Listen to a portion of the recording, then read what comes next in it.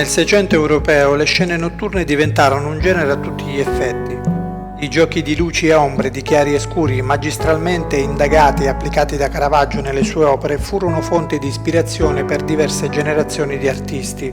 I dipinti con soggetti notturni diventarono richiestissimi dalla ricca committenza.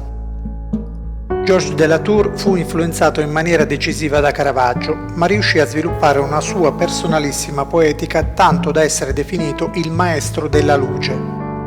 De la Tour, francese, uomo dal temperamento iracondo, fu dimenticato per secoli, perso nell'oblio. Molte delle sue opere furono attribuite ad altri artisti: Lénat, Artemisia Gentileschi, Terbruggen, Velázquez. Oggi sembra persino sciocco accostare De la Tour agli artisti menzionati, considerando la quantità di differenze stilistiche e di soggetto. Come Caravaggio, De la Tour lavora senza disegno ma direttamente sulla tela. Le sue pennellate sono decise, controllate, perfette. Il genere dei notturni diventa il suo marchio di fabbrica.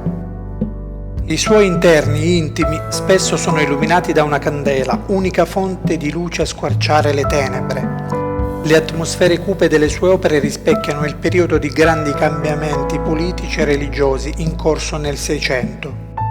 I tentativi di riforma della Chiesa cattolica in tutta Europa, l'Inquisizione, le guerre, le carestie, le epidemie.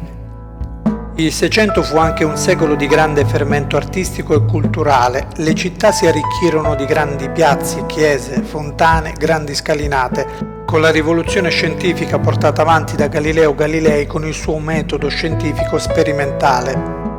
I notturni per De la Tour rappresentavano uno stratagemma per indagare il buio come fonte di mistero, un luogo dove si nascondono insidie e malvagità, forze oscure.